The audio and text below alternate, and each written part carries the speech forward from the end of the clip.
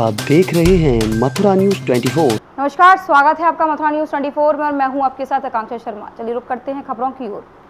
पूरे प्रदेश में टिड्डियों के द्वारा फसल पर किए जा रहे हमले को लेकर अलर्ट जारी किया गया था, जिसमें आज अलीगढ़ के बरौली विधानसभा इलाके के कासिमपुर में जब टिड्डियों को भारी तादाद में देखा तो किसानों में खौफ पैदा हो गया। उन्होंने प्रशासन को सूचित किया, लेकिन प्रशासन की तरफ से तत्काल कोई ऐसी व्यवस्था नहीं की गई जिसके तहत इनको रोका जा सके। आज किसानों ने वीडियो बनाकर भेजे, जिसके तहत उन्होंने आशंका जताई उनकी फसल खराब हो सकती है। प्रशासन की टिड्डियों के हमले को लेकर के अलर्ट के दावे झूठे साबित हुए। बड़ी तादाद में बरौली इलाके में टिड्डियों का दल निकाला, जिसमें किसानों ने बेसिक तौर पर अपनी फसल को बचाने का प्रयास किया। क्या नाम है आपका? गोलू। गोलू, क्या देखा अभी आपने? सारी टिड्डियां देखी अभी, बहुत सारी आसमान में उड़ रही हैं। अच्छा, इससे क्या नुकसान होगा? ये फसल पे बैठेंगी, फसल बेकार होंगी। आपने कितनी टिड्डियां देखी अभी? आप करोड़ों से भी ज्यादा जनसंख्या है इनकी। तो किस गांव से गुजर रही है? ये गांव नौगलाब में होकर गुजर रही है, कासिमपुर पावर हाउस के ऊपर होकर। अच्छा, इन्हें भगाने के लिए कुछ कर रहे हैं आप लोग? ढोल ताशे और पटाखों का इंतजाम कर रहे हैं। अगर ये किसी फसल पर बैठ गई, जहाँ भी बैठ गई, तो क्या नुकसान होगा उससे? सारी फसल बर्बाद हो जाएगी, सारी पत्तों को, हरियों को बिल्कुल सुखा देंगी, सब खा जाएंगी। सब खा जाएंगी। पिछले कई दिनों से पेट्रोल एवं डीजल के दामों में लगातार हो रही बढ़ोतरी को लेकर विपक्षी दल सड़कों पर उतर कर प्रदर्शन कर रहे हैं। इसी श्रृंखला में रविवार को युवा कांग्रेस जिला के बैनर तले शहर के होली गेट क्षेत्र में पैदल 2 पहिया वाहनों को खींचते हुए सरकार के द्वारा प्रतिदिन बढ़ाए जा रहे पेट्रोल एवं डीजल के दामों पर विरोध दर्ज किया। एआईसीसी सदस्य यतीन्द्र मुकद्दम की मौजूदगी में किए गए इस विरोध प्रदर्शन के दौरान दर्जनों की संख्या में युवा मौजूद रहे, जिन्होंने बाइकों को पैदल खींचते हुए पेट्रोल की कीमतों में हो रहे इजाफे का विरोध किया। इस प्रदर्शन के संबंध में पूछे जाने एआईसीसी सदस्य यतीन्द्र मुकद्दम ने जानकारी देते हुए बताया, ये कोतवाली के चौराहे से विकास बाजार तक युवा कांग्रेस के सभी साथी आज यहाँ बाइक घसीटते हुए ले जा रहे हैं, क्योंकि युवाओं के पास पैसा नहीं है, किसानों के पास पैसा नहीं है, व्यापारियों के पास पैसा नहीं है। क्यों नहीं है? आप सब जानते हैं किस तरीके से कोरोना की इस भीषण महामारी में, इस भीषण आपदा में लोग बिल्कुल खाली हो चुके हैं। लोगों के पास कमाई के जरिए बंद हो चुके हैं, काम धंधे रोजगार सब बंद हैं। उस स्थिति में ये सरकार किस तरीके से और किस नीति के साथ में और किस नियत के साथ में ये सरकार लोगों के साथ में विश्वासघात और लोगों को मारने का काम कर रही है। तो आप देखिए किस तरीके की सोच है इन लोगों की। जिस समय लोगों को, आम जनता को, आम नागरिकों को राहत देने की बात करनी थी, आम सामानों पर महंगाई को कम करने की बात करनी थी, इन लोगों ने पेट्रोल डीजल के दाम बढ़ाकर हर चीज़ पर महंगाई बढ़ा दी है और लोगों का खून चूसने में मोदी सरकार लग गई है। कामा कस्बे में स्वचालित यथार्थ सेवा समिति द्वारा शनिवार को एक सराहनीय पहल की गई, जिसमें समिति द्वारा एक गरीब निर्धन कन्या की शादी कराई गई। यथार्थ सेवा समिति के अध्यक्ष धर्मवीर एडवोकेट ने बताया कि कामा क्षेत्र के गांव नदौला निवासी हाकिम ठाकुर की पुत्री राधा की यथार्थ सेवा समिति द्वारा शनिवार को कस्बे की खंडेलवाल धर्मशाला में शादी संपन्न कराई गई। यथार्थ सेवा समिति हर वर्ष की भांति एक गरीब कन्या की शादी प्रतिवर्ष कराती है। उसी संदर्भ में आज हम 27 जून 2020 को एक गरीब कन्या की शादी संपन्न करा रहे हैं, जिसमें पूरी कामा बस्ती का सहयोग रहता है। सभी के जन सहयोग से शादी संपन्न की जाती है। इस शादी में नंदौला गांव की लड़की है, जिसकी बारात बरसाना यूपी से आई है, जो ये शादी संपन्न कराई जा रही है। इसमें सभी के जन सहयोग के लिए यथार्थ सेवा समिति बहुत बहुत आभार प्रकट करती है।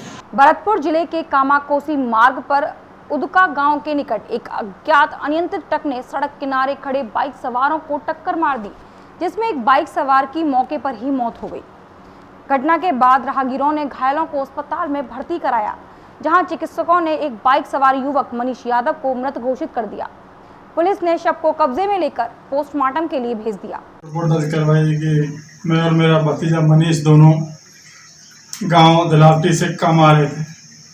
रास्ते में पेशाब करने उतर गए। मैं पेशाब कर रहा था, इतने में एक ट्रॉला कस्बा तरफ से आया और मेरे भतीजा मनीष के सामने टक्कर मार दी। मनीष के चोट लगने से उसको हॉस्पिटल में भर्ती कराया। डॉक्टर साहब ने दौरान इलाज बताया कि इसकी मृत्यु हो चुकी है। उसके बाद में पोस्टमार्टम करवा के लाश अंतिम संस्कार हेतु घर वालों को सुपुर्द कर दिए और ट्रक की तलाश जारी है, मुकदमा दर्ज कर लिया। कस्बा सहित ग्रामीण इलाके में विद्युत निगम की 25 सतर्कता टीमों ने छापामार कार्रवाई कर 57 उपभोक्ताओं को बिजली चोरी करते पकड़ उन पर 15,85,000 रुपए का जुर्माना किया है। शनिवार सुबह जिले भर से आई 25 सतर्कता टीमों द्वारा नदबई कस्बा सहित ग्रामीण क्षेत्रों में सघन सतर्कता की कार्रवाई की गई। जब बिजली चोरी करने वाले लोगों को जब इस कार्रवाई का पता लगा तो भगदड़ मच गई, जिससे बिजली चोरी में हड़कंप मच गया और आनन फानन में जमफर उतारने लगे। लेकिन चोरी करने वाले लोग सतर्कता दल की नजरों से नहीं बच सके। सहायक अभियंता बीवी शर्मा ने बताया कि अधीक्षण अभियंता आर.के. मीणा के निर्देश पर जिले भर से अभियंताओं की टीम गठित की गई है, जिसमें 35 फीडर इंचार्ज शामिल रहे। वृंदावन तीर्थ नगरी में प्रो पुअर योजना के अंतर्गत चल रहे 22 गलियों का विकास कार्य का निरीक्षण करने के लिए शनिवार की देर रात्रि ऊर्जा मंत्री श्रीकांत शर्मा ने विश्व बैंक की सहायता से बांके बिहारी मंदिर के आसपास हो रहे विकास कार्य का औचक निरीक्षण किया, जिसमें उन्होंने विद्युत को अंडरग्राउंड लाइन, सीवर लाइन और सड़क निर्माण कार्य आदि कार्य को जांचा। कार्य में धीमी गति से किए जाने पर उन्होंने मौके पर ही अधिकारियों को आड़े हाथों ले लिया, जिससे अधिकारियों में हड़कंप मच गया। उन्होंने सभी विभाग को समय सीमा में रहकर कार्य पूर्ण करने की बात कही। वृंदावन ब्राह्मण सेवा संघ के तत्वाधान में स्थानीय गौदलीपुरम स्थित भक्तमाल भवन में धर्म रक्षा संघ के द्वारा श्री राम मंदिर की नींव में स्थापित होने वाली रजत शिला का वेद मंत्रों की पवित्र ध्वनि के मध्य विधि विधान के साथ पूजन अर्चन करके आरती उतारी गई। इस बारे में जानकारी देते हुए आनंद वल्लभ गोस्वामी ने बताया कि आज क्या कार्यक्रम आयोजित किया गया है? आज यहाँ पर एक बड़ा सुंदर आयोजन ब्राह्मण सेवा संघ के तत्वावधान में रखा है। जैसा कि सर्व विदित है, श्री अयोध्या जी में भगवान मर्यादा पुरुषोत्तम भगवान श्री राम जी के लिए दिव्य भव्य मंदिर का निर्माण होने जा रहा है। इस मंदिर के निर्माण के लिए ब्रजवासियों की ओर से धर्म रक्षा संघ के तत्वावधान में एक बहुत सुंदर रजत मंडित ब्रजरज शिला का निर्माण कराया गया और इस रजत शिला को उस भगवान श्री राम के निर्माणाधीन मंदिर की शिलान्यास में उसकी नींव में स्थापित किया जाएगा। इस उद्देश्य से ये रजत शिला में पहुँचाई जानी है। अभी विगत दिनों से लंबे समय से ये कार्यक्रम चल रहा है कि स्थान स्थान पर ब्रज में अनेक मंदिरों पर, अनेक संगठनों में, अनेक धर्मस्थलों में, आश्रमों में इस रजत शिला का पूजन किया जा रहा है। इसी क्रम में आज ब्राह्मण सेवा संघ ने अपने समस्त विप्र मंडल के द्वारा प्रतिनिधि स्वरूप इस रजत शिला की पूजन का कार्यक्रम रखा है, जिसमें बड़े बड़े विद्वान संत महापुरुष पधारे हैं और सभी मिलकर के हम रजत शिला का पूजन कर रहे हैं। हमारी भावना ये है कि मर्यादा पुरुषोत्तम का मंदिर बने तो लीला पुरुषोत्तम की प्रथम ईंट उसमें स्थापित हो, ये हम ब्रजवासियों की भावना है और उसी भावना से कार्यक्रम चल रहा है। वृंदावन सेवा मंगलम आश्रम परिक्रमा मार्ग वृंदावन में परम संत पूज्य श्री गोविंदानंद तीर्थ महाराज की अध्यक्षता में मंगलाचरण ग्रंथ का विमोचन किया गया। मंगलाचरण ग्रंथ का संकलन एवं संपादन कर्मकांड ज्योतिष एवं वास्तु मर्मज्ञ मंगल मूर्ति आचार्य पंडित राजेश पांडे जी द्वारा किया गया। ग्रंथ का प्रकाशन मांगलिक वास्तु ज्योतिष सेवा संस्थान द्वारा किया गया। ग्रंथ का विमोचन करने के उपरांत परम संत पूज्य श्री गोविंदानंद तीर्थ महाराज ने कहा कि क्या कार्यक्रम आयोजित किया गया? कल वृंदावन के जो प्रमुख कर्म विज्ञान के विद्वान लोग थे, इन लोगों में से एक आचार्य राजेश पांडे ने एक मंगलार्चन करके एक ग्रंथ की रचना की है, संकलन किया है। जो वेदों में, पुराणों में जो कर्म विज्ञान संबंधी जो मंत्र हैं, उन मंत्रों को संकलित करके इनको समाज उपयोगी या आने वाली जो हमारी भावी पीढ़ी है, इसको सुगमता से एक ही स्थान पर सभी मंत्र मिल जाएं, इस प्रकार इन्होंने मंगलाचरण में उनका एक संकलन किया। इसका विमोचन किया गया? हाँ, इसका कल विमोचन किया गया। राष्ट्रीय पशु रोग नियंत्रण कार्यक्रम के तहत पशु चिकित्सा विभाग द्वारा रजिस्ट्रेशन का कार्य प्रारंभ किया गया है। बलदेव विकास खंड में 60 ग्राम पंचायतों पर किया जाएगा। यह कार्यक्रम पशु चिकित्सा विभाग द्वारा सभी ग्राम पंचायत स्तर पर किया जा रहा है, जिससे कि जो भी किसान अपने गाय और भैंसों के रजिस्ट्रेशन कराना चाहते हैं वह इसके माध्यम से पशुओं के रजिस्ट्रेशन करा सकेंगे, जो कि एक आधार कार्ड के रूप में कार्य करेगा। विकास खंड के स्वास्थ्य विभाग पशु चिकित्सा अधिकारी डॉक्टर एम.ए. अब्बासी द्वारा बताया गया कि डॉक्टर इस समय पशुओं को लेकर कौन सी नई योजना चल रही है, क्या क्या चल रहा है? पशुओं के संदर्भ में इस समय सबसे इम्पोर्टेंट मैं समझता हूँ पशु रजिस्ट्रेशन चल रहा है जी। उसके लिए हमारे ब्लॉक में 60 ग्राम पंचायतें हैं और हर एक ग्राम पंचायत में कोशिश की जा रही है कि एक वैक्सीनेटर और एक हेल्पर रखे जाएं और अभी तक जो है करीब 30 हेल्पर और 30 वैक्सीनेटर हम लोगों ने चयनित कर लिए हैं और उसका प्रस्ताव ग्राम सभा के माध्यम से आता है। तो अब इनका काम ये है कि ये पशु मालिक के द्वार पर जाकर गाय और भैंस इन सभी में जो है ईयर टैगिंग करेंगे। ईयर टैगिंग का मतलब है कान में छल्ला लगाते हैं और उसमें एक यूनिक कोड होता है, यूनिक नंबर होता है, उस पशु को अलॉट हो जाता है। फिर शाम के वक्त ये जो है पोर्टल पे इसको चढ़ाकर और पशु रजिस्ट्रेशन का कार्य पूरा करते हैं और ये काम प्रतिदिन कर रहे हैं।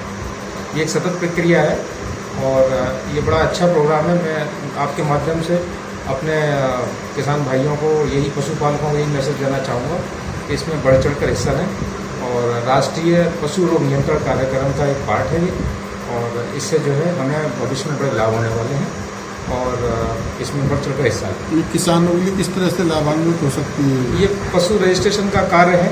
जिस तरह से हम लोगों के लिए आधार कार्ड इशू होते हैं और उसका विभिन्न योजनाओं में इसका प्रयोग हुआ है, इसी प्रकार से जो है ये पशु का भी एक तरह से आधार कार्ड है और इसका भविष्य में निकट भविष्य में बहुत प्रयोग होने वाला है। पशुधन बीमा है और कई योजना है उसमें इसका लाभ मिलेगा।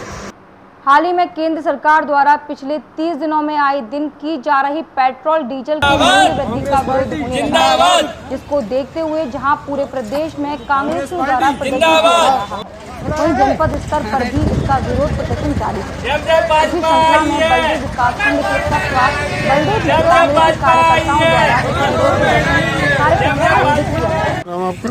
डॉक्टर प्रवीण भास्कर एडवोकेट, वरिष्ठ उपाध्यक्ष जिला कांग्रेस कमेटी।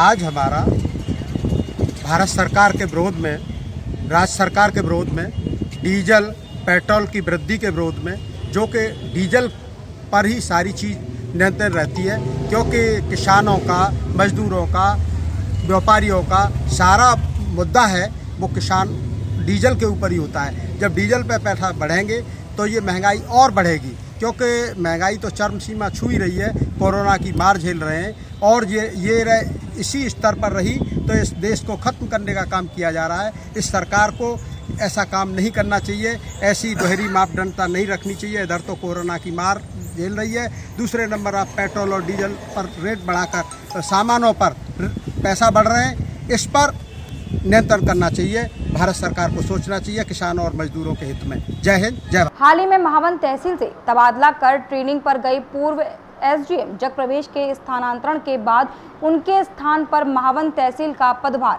कृष्णानंद तिवारी को दिया गया है। उन्होंने अपना पदभार ग्रहण करते हुए बताया कि वह मूल रूप से देवरिया के रहने वाले हैं और उनके द्वारा यह 4 जून को दूसरे एसडीएम के रूप में मिला है। उससे पहले वे सुल्तानपुर के तहसीलदार पद से प्रमोटेड होकर मार्च के पहली बार एसडीएम बने थे। उसके बाद उनको दूसरा चार्ज महावन तहसील का मिला है। सर, आप महावन तहसील का आपने चार्ज लिया है, क्या रणनीति रहेगी, क्या रहेगा? हम शाम को मेरे द्वारा तहसील महावन का चार्ज लिया गया है। वर्तमान में तो जो महामारी का कोरोना का है, प्रायोरिटी तो उसी पर रहेगी कि जो गाइडलाइंस है उसके अनुसार तहसील में वातावरण रहे और इसके प्रसार को तत्काल हम लोग अधिक से अधिक कम से कम समय में रोक लें।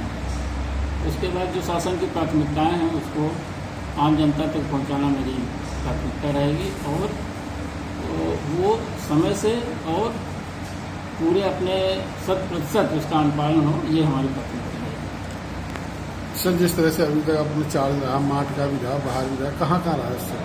इसके पहले मैं तहसीलदार के रूप में सुल्तानपुर, जौनपुर और रामगढ़ रहा। एसडीएम के रूप में मेरा ये दूसरा जिला है। इसके पहले मैं आजमगढ़ में 2 तहसीलों में मार्टिगंज और लालगंज में SDM के रूप में। ये दूसरा ज़िला है जिसमें मैं मार्च के बाद अब महावन जिला करेंगे। अभी तक के लिए सिर्फ इतना ही। मुझे दीजिए इजाज़त, फिर मिलेंगे नई खबरों के साथ। नमस्कार।